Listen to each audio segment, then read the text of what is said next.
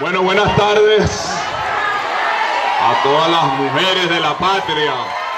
Anoche cuando conversaba con el presidente Nicolás Maduro, que estaba en Nicaragua,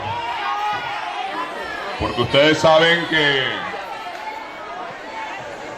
el compañero Daniel Ortega, camarada, líder de los movimientos bolivarianos, de izquierdas, progresistas, feministas, y la compañera Rosario, tienen una contundente victoria en Nicaragua,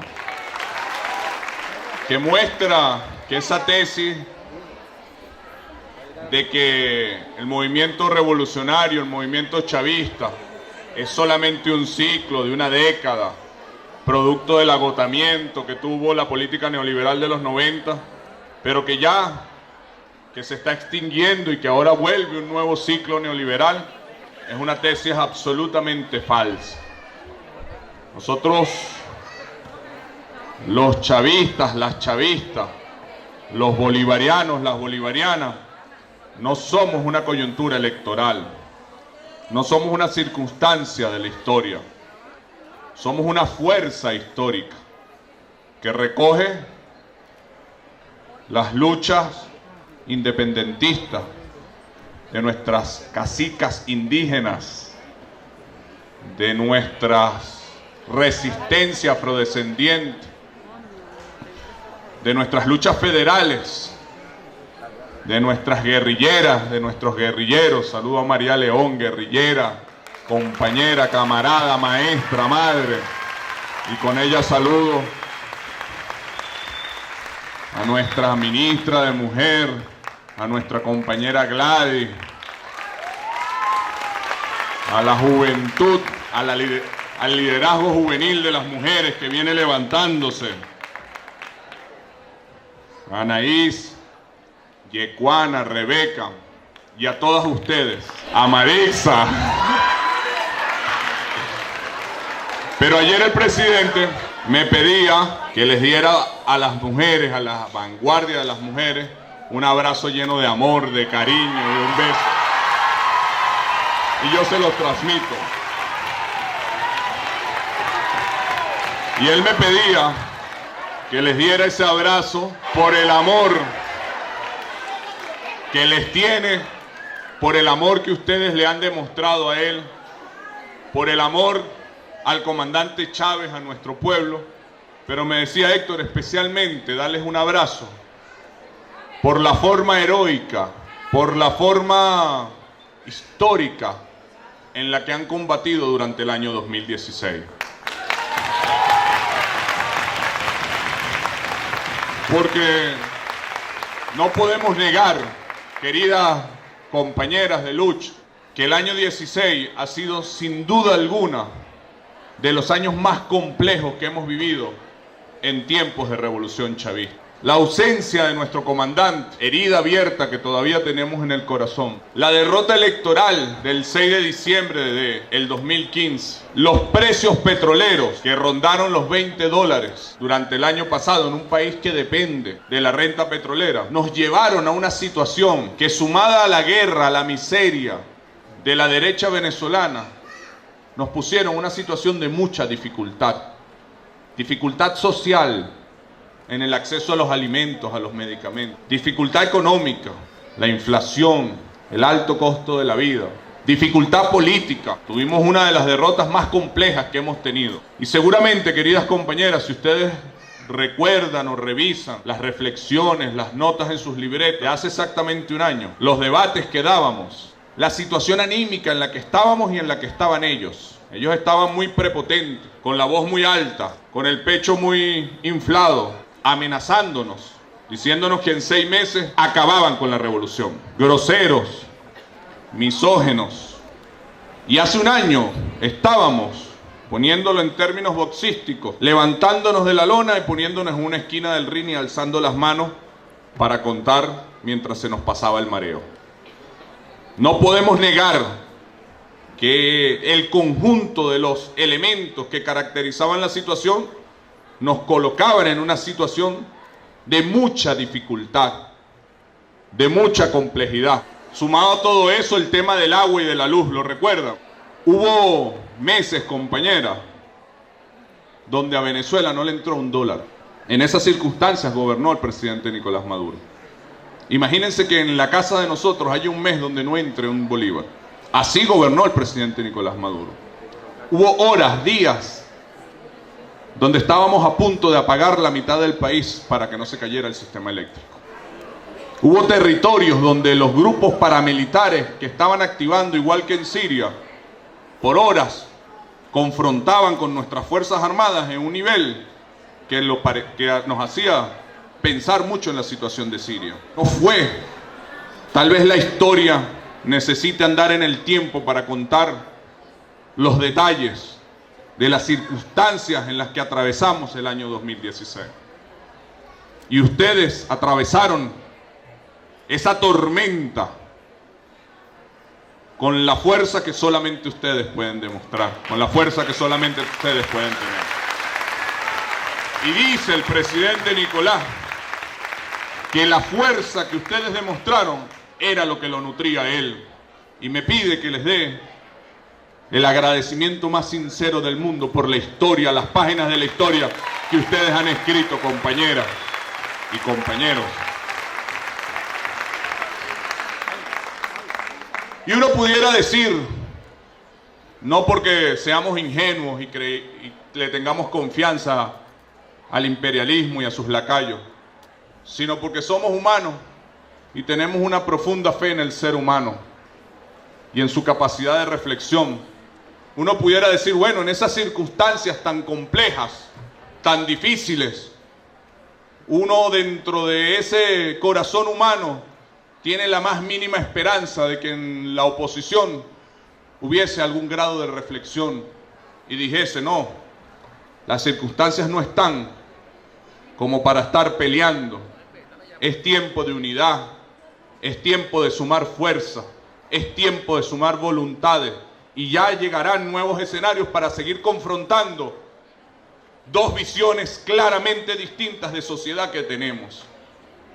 Que no son diferencias que nacieron en 1992, como plantean algunos, que son diferencias que nacieron hace 500 años cuando llegaron los barcos españoles con una cruz en la mano y una espada en la otra.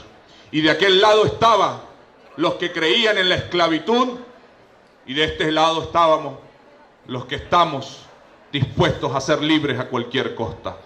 Y de aquel lado estaban los que se inclinaban ante los imperialismos y de este lado estábamos los que creemos en una patria soberana, humana, digna.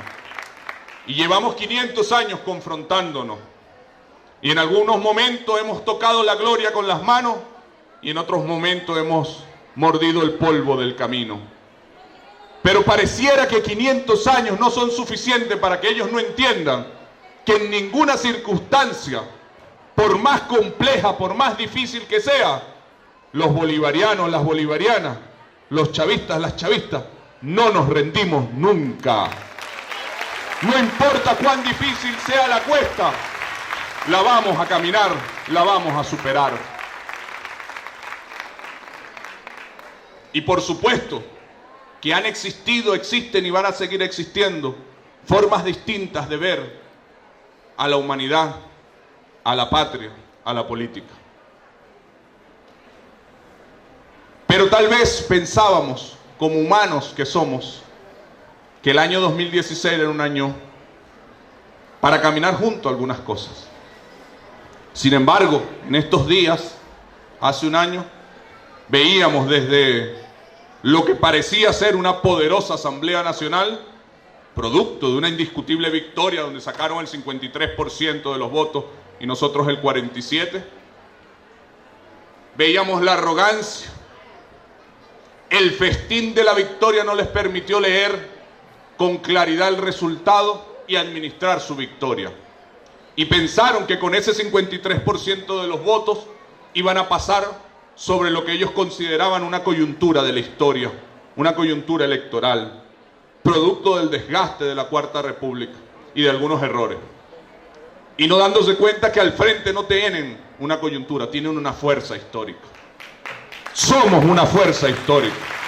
Y desde ahí arrancaron la irracionalidad de la política, que se puede resumir en la frase triste que quedará en las páginas de la historia política de que en 6 meses pasarían por encima de nosotros, pero que conlleva dentro de ella barbaridades como los planteamientos de ir a la OEA a aplicarle la Carta Democrática a un país que echó al imperio del momento, no solamente de su territorio, sino de todo territorio latinoamericano.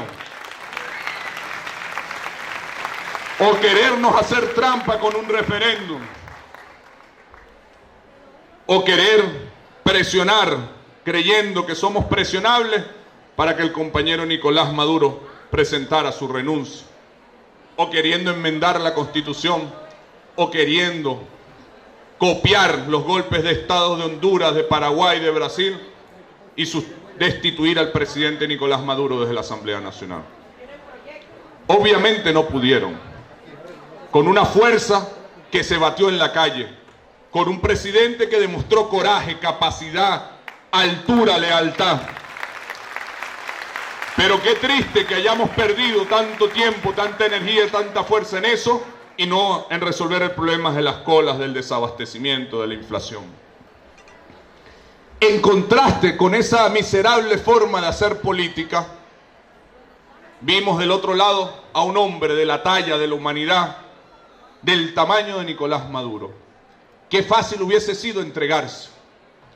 Qué fácil hubiese sido llegar a una concesión con los poderes fácticos, con los medios de comunicación, con el imperialismo.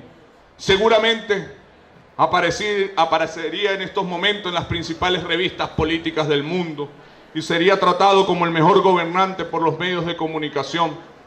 Y seguramente el riesgo del país sería muy distinto al que nos presenta, a cambio de traicionar a Chávez, a cambio de traicionar al pueblo, a cambio de aplicar las medidas que tanto exigían, que no son otras que las que nos aplicaron en la década de los 90, que las que aplican en Europa y que las que están aplicando en Argentina y en Brasil y en México. ¿Y en qué se resumen, queridos compañeros? En renunciar a la soberanía, en entregar la faja petrolífera, el cinturón gasífero, el arco minero, en renunciar a nuestros derechos, en aumentar la edad de pensión, en votar trabajadores de la administración pública, en privatizar las empresas básicas, la CanTV, Conviasa, en privatizar la Misión Vivienda, en privatizar la educación, la salud, el sistema de seguridad social. Algunas veces cuando planteamos esto, nos dicen: Héctor, estás anclado en el pasado, ya superamos la década de los 90. Pero cuando ves a España, cuando ves a Brasil, cuando ves a México, cuando ves a Argentina, cuando ves las propuestas de leyes que ellos presentan en la Asamblea Nacional, cuando ves su discurso, te das cuenta que son exactamente los mismos, que ponen el negocio por encima del ser humano. Y nosotros, queridas compañeras y compañeros, no estamos aquí para resguardar un gobierno. Estamos aquí para hacer una revolución que ponga al hombre y a la mujer como el elemento fundamental de la sociedad. Por eso es muy claro el contraste. Si hay que resumir la agenda de la oposición en guarimbas, en fraude, en violación de la Constitución, en peleas internas de ellos, y por el otro lado ver a Nicolás Maduro logrando con su liderazgo un acuerdo en la OPEP que no se lograba desde hace años, no porque la OPEP no tuviese intereses comunes, sino porque el imperialismo había dado un golpe de Estado en Libia, en Irak, en Afganistán, para controlar los países que tienen la energía. Cuando defendemos la revolución, queridas compañeras, sí, por supuesto que estamos defendiendo el derecho de nuestros hijos a tener una educación con sus canaimas, con sus libros, con su programa de alimentación escolar. Por supuesto que estamos defendiendo el derecho a la vivienda de nuestra familia. Por supuesto que estamos defendiendo el derecho a la pensión de nuestros abuelos y nuestras abuelas. Pero estamos defendiendo, y es importante que le demos la dimensión geopolítica que representa esta patria, a la principal reserva petrolera, gasífera y minera del planeta. Y todas las guerras que el saliente presidente de los Estados Unidos, Premio Nobel de la Paz, dirige, son en los países petroleros y gasíferos. Solamente lograr la paz es una demostración de coraje, de valentía, de fuerza del pueblo venezolano y del liderazgo del presidente Nicolás Maduro. Ese acuerdo de la OPEP es una demostración clara de liderazgo y va más allá. Logra un acuerdo entre países OPEP y no OPEP que jamás en la historia se había logrado, que ha colocado el petróleo que rozó los $20, rozando los $50. No es suficiente para nuestras necesidades, nuestras aspiraciones y la impresionante política social que se desarrolla en Venezuela, pero indiscutiblemente es un avance para los escenarios en que nos encontrábamos el año pasado. Y ha dicho, defendamos el precio petrolero, pero no nos quedemos anclados a la política de la renta petrolera. Y le ha presentado al país algo que no será fácil de construir, porque tenemos un siglo de historia de renta y de cultura rentista, una ruta clara de todas las oportunidades que tenemos en nuestro mar, en el potencial pesquero, en el cinturón gasífero, en todo el potencial por su geografía, por su historia, por su cultura, para el turismo, en todo su potencial agrícola de tener 30 millones de hectáreas cultivables, de las cuales hemos cultivado apenas 4, con agua suficiente para regar, en todo nuestro potencial minero, industrial, en todo nuestro potencial humano. Y es el presidente Nicolás el que se ha puesto a la vanguardia de esa batalla. Y también ha dicho, en tiempos de dificultad, la buena madre, el buen padre, la buena familia no sale corriendo de la casa. No bota a los niños de la casa para decir, bueno, que no coman porque así me sale más barato el mercado. Sino que se abraza, se protege y dice, vamos a echarle pichón, vamos a trabajar, vamos a producir, vamos a salir adelante. Y eso es lo que ha hecho Nicolás. Y en vez de disminuir las pensiones o aumentar la edad de pensión, y en vez de parar la misión vivienda, y en vez de frenar las escuelas, ha dicho, no, hay que incrementar la política de protección social. Hay que proteger a nuestras madres, a nuestras mujeres, con la tarjeta Hogares de la Patria. Hay que incrementar la cantidad de pensionados. Hay que proteger el salario. Hay que proteger el trabajo. Y en tiempos de dificultad, porque a los liderazgos, a los procesos políticos, no se les puede medir por si hay o no hay tiempos de dificultad. Los va a haber. Se les tiene que medir en cómo responden a esos tiempos de dificultad. Si aquí hoy estuviese gobernando, Dios no lo quiera, y el pueblo no lo permitirá, la derecha venezolana, lo primero que hubiesen hecho es cortar toda la política social. Y los niveles de desempleo, los niveles de desnutrición, los niveles de pobreza se hubiesen disparado de forma incontrolable. Hoy vemos a nuestro pueblo batallando, no nos cerremos los ojos. Vemos a nuestro pueblo con dificultades, pero con dignidad y con un gobierno que los protege, un gobierno que los abraza.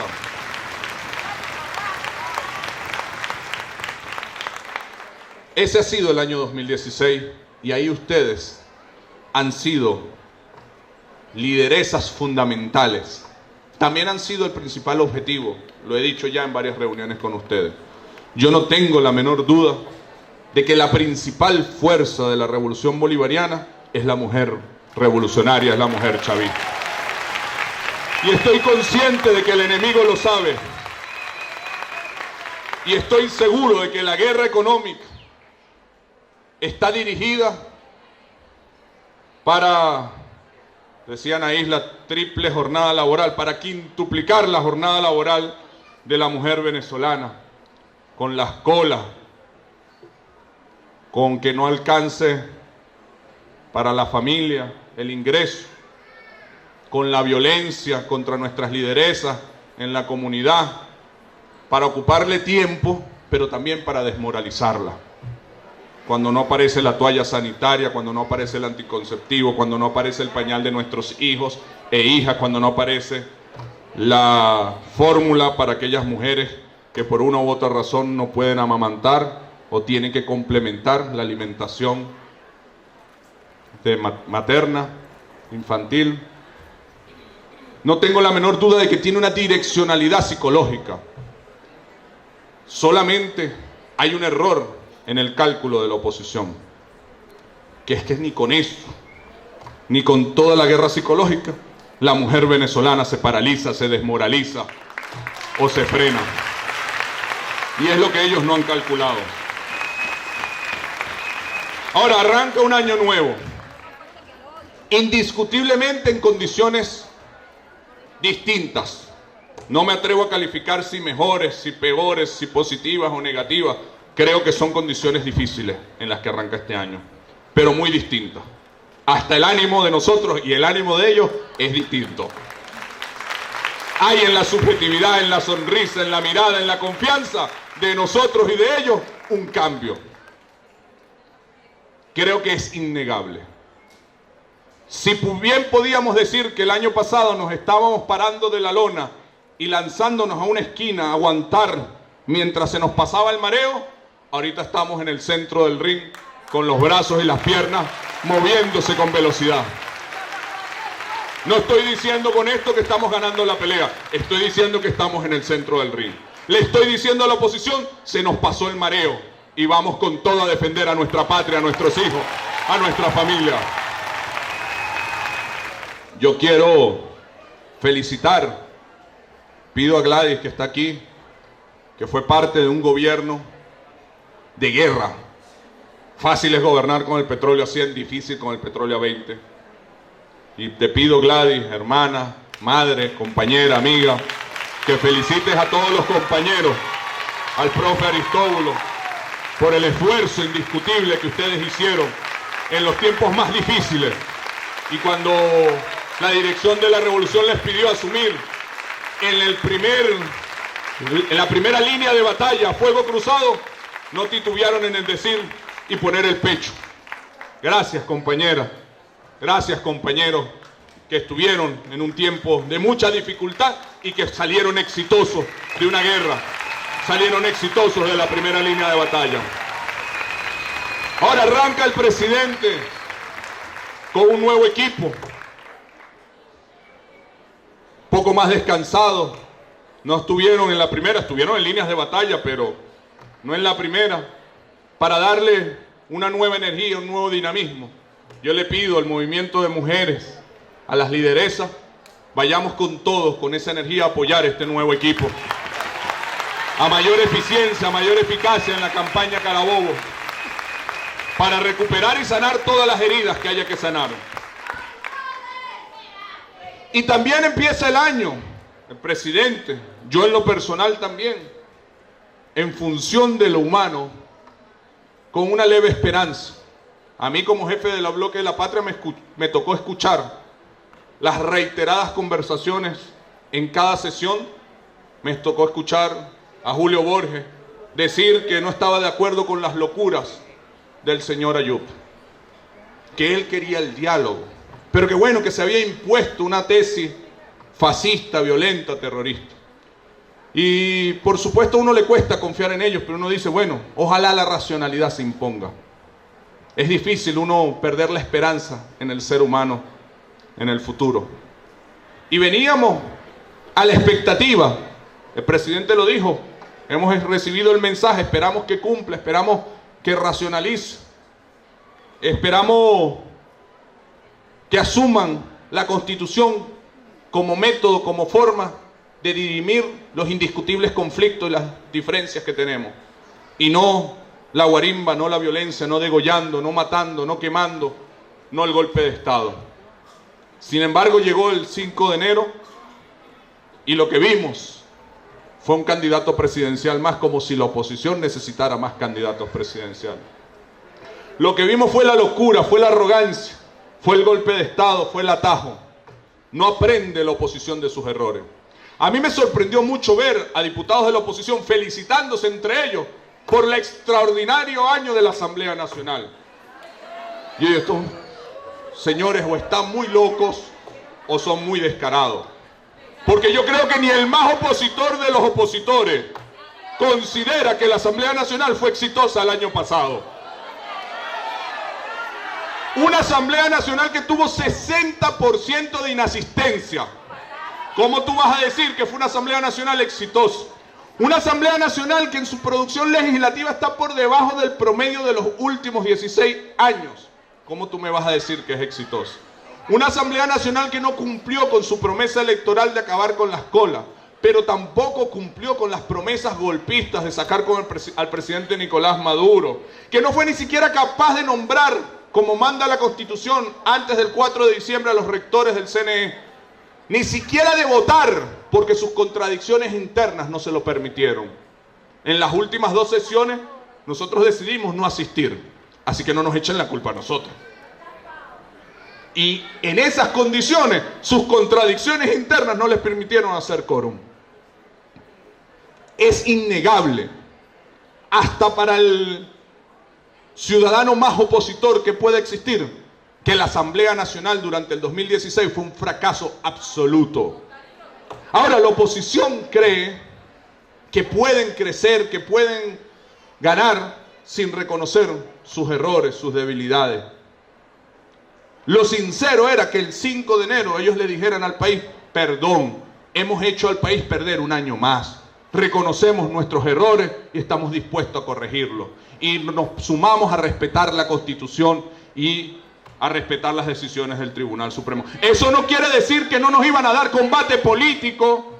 Eso no quiere decir que no nos critiquen en lo que piensen distinto. No les estamos pidiendo que militen en una mujer. Aquí no los queremos. No les estamos pidiendo que militen en el Partido Socialista. Tampoco los queremos. Les estamos pidiendo racionalidad. Les estamos pidiendo respeto a la Constitución. Les estamos pidiendo un poquito de amor a la patria que los vio parir. Yo de verdad no lo comprendo. Le pedí una reunión a Jorge Rodríguez, que estaba visitando al Papa por instrucciones del presidente Nicolás Maduro, para seguir apostando a la paz, al diálogo, para que él me ayude como psiquiatra a entender la barbaridad jurídica, ilegal, inconstitucional, ridícula, da ganas de reírse si no fuese tan grave, de declarar que el presidente Nicolás Maduro abandonó su cargo. ¿Dónde está? ¿Para dónde se fue? Es una absoluta ridiculez. Yo me pregunto cómo ellos van a una asamblea de dirigentes, de seguidores de la oposición y le dicen: no, es que el presidente ya no está. No, pero mira, está ahí aumentando el salario. No, no, ese no es el presidente Nicolás. Pero mira, está pidiendo 80.000 pensionados más. No, no, ese no es Nicolás. Pero mira, está en Nicaragua representando a Venezuela. No, no, ese no es Nicolás. Pero mira, está juramentando el comando antigolpe. No, no, no, ese no es Nicolás. Pero mira, está entregando una vivienda más. No, no, ese no es Nicolás. Nicolás se fue, abandonó. Es una absoluta ridiculez. Pero, en sus locuras, y no podemos negar que ellos han logrado sembrar el odio y la locura a un sector de la población venezolana, odio que se va contra ellos mismos y no les permite salirse de la agenda en la que están, porque ellos dicen: no, si yo digo algo distinto, me comen por las redes los irracionales de la oposición, y si hay unas primarias para gobernador o para alcalde o para presidente, entonces me gana Ramos Ayú, porque Ramos Ayú es más radical que yo. Ese es el cálculo que está haciendo la derecha. La derecha no está pensando en el país, en cómo mejora el precio del petróleo, en cómo produce más, en cómo mejoramos el abastecimiento. Están pensando en su ambición loca, irracional de poder. Y con eso, en ese sector de locura, yo estoy seguro, y esto va más allá de los chavistas y los antichavistas, que el 99% del país no le gustó la guarimba. No les gustó. Pero ese 1% loco puso en riesgo la vida del 99% del país. Entonces, bajo esa decisión loca, ellos pueden salir a la calle a tratar de calentar la calle, y pueden salir al mundo a tratar de dañar a Venezuela. Por lo tanto, nosotros, por más loco, irracional, ridículo que nos parezca, no nos podemos quedar callados y calladas. Tenemos que salir al debate de las ideas, tenemos que salir a la movilización popular, tenemos que salir a activar las instituciones del Estado. para denunciar algo que claramente es ilegal, inconstitucional e irracional. Bajo la lógica de la MUD, que ellos dicen, no, el problema no es si está o no está trabajando, el problema es si a mí me gusta o no me gusta lo que hace. Bueno, bajo esa lógica, a mí no me gusta lo que hace Capriles Radonsky en Miranda, porque ese es el estado más inseguro del país, porque no construye una vivienda, porque las escuelas están abandonadas, y bajo esa lógica, el Consejo Legislativo debe destituir al gobernador de Miranda. Bajo esa lógica, el alcalde del municipio Sucre, que no es capaz ni de recoger la basura, hay que destituirlo. Bajo esa lógica, los diputados de la oposición venezolana hay que destituirlos porque ni nombran rectores, ni van, ni hacen leyes, nada. Es una lógica que genera inestabilidad a cualquier sistema político. Es irracional, es una barbaridad. Y por eso hay que salir al debate, compañera. El presidente está en pleno ejercicio de sus funciones, protegiendo al pueblo, construyendo viviendas, entregando pensiones, aumentando salarios, trabajando con los sectores productivos del país, dirigiendo las Fuerzas Armadas, dirigiendo las relaciones internacionales. ¿Que hay algún sector de la sociedad que no le guste? Es normal que hagan política, pero no es a través del golpe de Estado. En estas circunstancias, queridas compañeras, hay que ir a la ofensiva. Si bien el año pasado fue un año de resistencia, este año tiene que ser un año de ofensiva. Y la ofensiva no puede limitarse al ejercicio del gobierno por parte del presidente Nicolás Maduro, o de su Consejo de Ministros, o de la dirección de la revolución. La ofensiva tiene que ser una ofensiva popular, de todas y todos. De todas y todos. No hay manera de que el jefe del Estado, el líder de la revolución, esté en todas las comunidades todos los días, a menos que tenga un movimiento organizado que lo acompañe. Es la única forma de que estemos en todos los lugares, todos los días. El poder, queridas compañeras, no está en los cargos, está en la organización, está en la conciencia, está en la capacidad de movilización, está en la construcción de mayorías. El poder está en el pueblo cuando es consciente de él.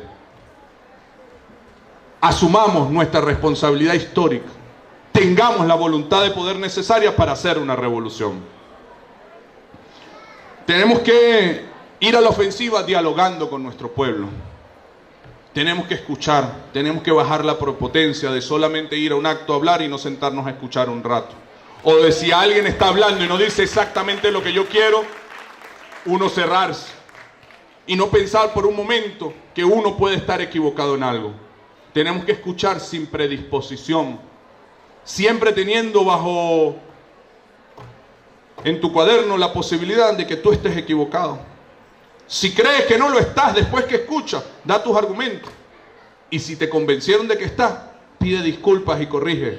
Reconoce los errores. Reconozcamos los errores, que los tenemos, porque la revolución la estamos haciendo seres humanos. Y de lo humano nada nos es ajeno. Tenemos que ir a la calle. Yo a lo mejor estoy diciendo algo que el movimiento de mujeres hace cotidianamente, y lo sé y se los agradezco en el alma, pero les pido no lo dejemos de hacer y lo hagamos con mayor fuerza. Tenemos que defender el precio petrolero y la soberanía petrolera. Y ustedes me dirán, bueno, Héctor, pero ¿qué carrizo tengo que ver yo con eso? Eso es el ministro de Energía y Petróleo. No, sí tiene que ver, porque nosotros somos un pueblo con petróleo, pero no un pueblo petrolero. Y tenemos que desarrollar una cultura del petróleo, de comprenderlo, de entender el juego geopolítico que genera, las fricciones de poder que genera, para comprender a plenitud que cuando yo soy líder de una comunidad, estoy peleando en una comunidad que posee, que tiene la propiedad de la mayor reserva petrolera del planeta, y que todos los presidentes de Venezuela que han tratado de ejercer soberanamente el petróleo los han tumbado con un golpe de Estado. Que en todos los países petroleros hay guerra, excepto en Venezuela, y que nosotros tenemos la principal reserva. No estamos ajenos a esas pugnas de poder, y cada uno de nuestra vanguardia, de nuestro liderazgo, tiene que comprenderlo a plenitud para tener la conciencia suficiente del juego que estamos desarrollando, del papel que estamos jugando. Tenemos que producir más, compañeros. Tenemos que lograr producir lo que necesita este pueblo, lo que consumimos. Con una cultura del consumo distinta, sí, en función de nuestras capacidades productivas, pero tenemos que producir más, mejor, de calidad. Ahí tenemos 100 años, un siglo de peso de cultura, de renta petrolera. Así que ahí el ejercicio pedagógico es determinante. Tenemos que distribuir mejor. Yo comentaba ahorita en la reunión con los trabajadores, parece irracional, pero hay pueblos que producen alimentos, lo llevan al mercado de coche y un bodeguero de ese mismo pueblo viene hasta el mercado de coche, lo compra y lo vuelve a vender en el pueblo que lo produjo. Hay una irracionalidad absoluta en nuestro sistema de comercialización y distribución. Y tenemos que estudiar científicamente cómo hacerlo distinto. Hay una cultura en Venezuela de que las cosas se hacen así porque siempre se han hecho. Y hay cosas que siempre hemos hecho mal y hay que corregirlas, hay que cambiarlas.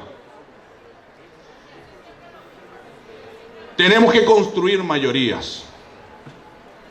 No es suficiente mirarnos al ombligo. No es suficiente hablarnos a nosotros mismos. La mayoría se construye con el que no está al lado nuestro. Con el que a veces te ha confrontado. No podemos permitir que la derecha nos convierta la batalla política en una batalla entre adecos y copellanos, chavistas y opositores. No, esta es una batalla entre el pueblo contra la oligarquía y el imperialismo. Y todo el que sea del pueblo, así esté defendiendo a quien es su verdugo, es nuestro reto que esté en filas revolucionarias. Negro primero confrontó a Bolívar bajo el liderazgo de Boves. 1814, 1815, 1816 fueron años de reflexión para la Revolución Libertadora. No estábamos correctamente escuchando y dialogando con nuestro pueblo. Éramos temerosos en plantear la libertad y la igualdad. Algunos libertadores planteaban la separación del imperio para mantener una economía esclavista. ¿Qué pasa? Que hay compañeros de los barrios, de los campos, de las empresas, trabajadores, clase media popular, sectores populares, que no están con nosotros. Muchos dirán, no tiene conciencia de clase, es un desclasado. Pero ¿qué tal si la pregunta la hacemos al revés? ¿Qué error estamos cometiendo nosotros en nuestro liderazgo? ¿Qué nos falta hacer mejor? ¿En qué no estamos haciendo las cosas correctamente? ¿En qué debo mejorar el discurso, los argumentos, las razones amorosas? Estuve yo presente en una conversación donde alguien le decía al comandante Chávez que a un pueblo al que íbamos era un pueblo adeco. Y Chávez, con ese fuego que se le encendía en la mirada cuando su pasión salía a brote, dijo, en Venezuela no hay pueblo adeco, el pueblo es bolivariano. Y es tarea de nosotros encender la llama bolivariana. Es tarea de nosotros abrazar a ese pueblo para que encienda esa llama del amor. Tenemos que construir las mayorías. Venimos ahorita a una tarea que yo les pido la suman en primera persona, que es la carnetización de la patria. No esperemos que nos llamen. Ya el presidente nos llamó. No nos va a llegar un mensaje de texto personalizado. Ya el presidente lo dijo públicamente y es con todos los que seamos patriotas. Así que sumémonos con fuerza. Hay un comité promotor del Congreso de la Patria, a quien felicito. Donde está el partido, está el gobierno, están parte del liderazgo natural, están diputados, diputadas. Luego hay una vanguardia que está reunida acá. Y seguramente falta gente por razones logísticas, por razones de espacio. A todas ellas, ustedes estoy seguro transmitirán las reflexiones que hoy hemos hecho. Luego hay unidades de base, que cada quien las llama de manera distinta, los estudiantes, centros de estudiantes, los trabajadores, consejos de trabajadores, sindicatos, las mujeres, las patrullas feministas, ¿no? Las brigadas feministas. Y todo eso hay que consolidarlo. Pero les vamos a pedir, Blanca, María, Rebeca, Ecuana, Anaís, que es como un crecimiento desde la estructura nacional hacia abajo el que hasta ahorita hemos desarrollado. Pero hay algo al que todavía no llegamos. A veces hay en una comunidad donde nuestra estructura no llega. Y hay 2, 3 mujeres que ven por televisión que hablamos del Congreso de la Patria y dicen, pero es que... Y se inscriben en los registros y dicen, pero es que a mí nadie me llama, ¿cómo es la cosa? Yo les pido, queridas compañeras, que pensemos en un crecimiento de abajo hacia arriba como el que hemos llevado y uno de arriba hacia abajo como el que hemos llevado y uno de abajo hacia arriba. Que permitamos que compañeras que a lo mejor están en una urbanización de clase media, en absoluta soledad, y nosotros no nos metemos ahí porque nuestra prioridad son los barrios, etcétera. Error que cometemos a veces. Pero permitamos que ellas se organicen, solamente digamos el cómo, que 3, 4 compañeras se puedan organizar y llevar adelante tareas. Luego se conectarán con nosotros a medida que vayamos consolidando, creciendo.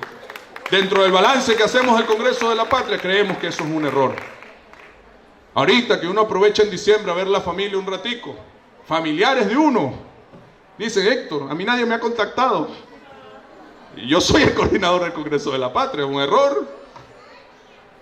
Pero tampoco le hemos dado la libertad, compañeros, que a veces no le podemos llegar por nuestros errores en método, en formas, en modo, de que ellos mismos crezcan, como se hizo tal vez con los círculos bolivarianos.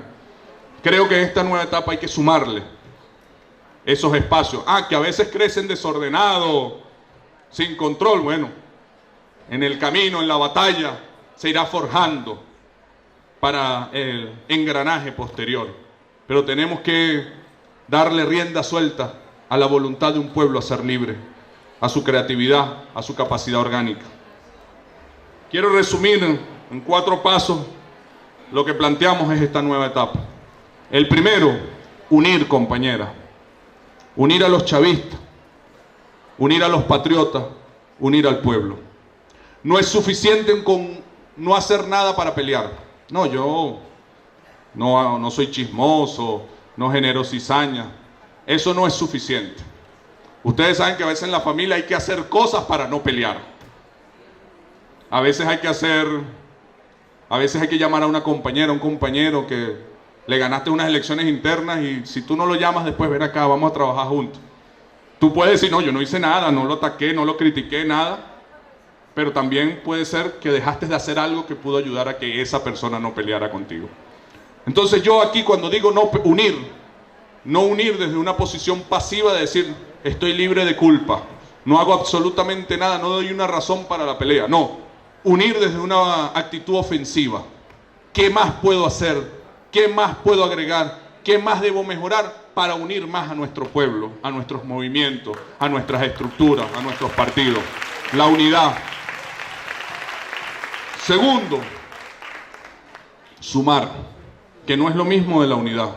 Hay que ir a convencer, hay que ir a enamorar, hay que ir a conquistar, hay que ir a seducir a las grandes mayorías con la idea de una patria, con la idea bolivariana, con la idea chavista, con el poema, con la canción, con el abrazo, con la razón, con el ejemplo.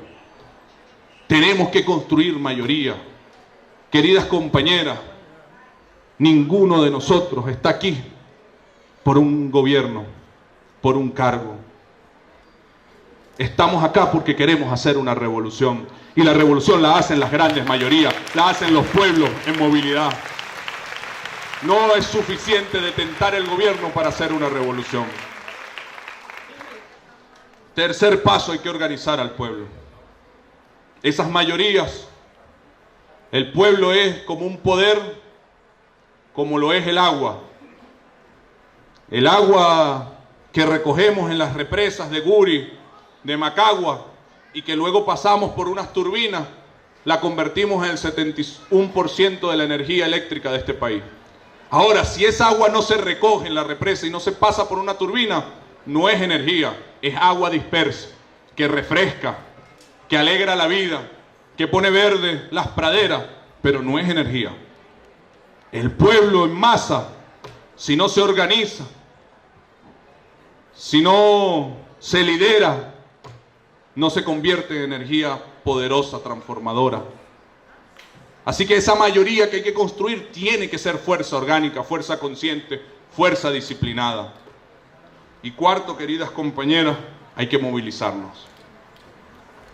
Para todas las banderas de lucha, para que el mundo sea más tierno, para que el mundo sea más justo, para que más nunca le peguen a una mujer, para que más nunca un niño quede abandonado con las manos cortadas mirando para el barranco.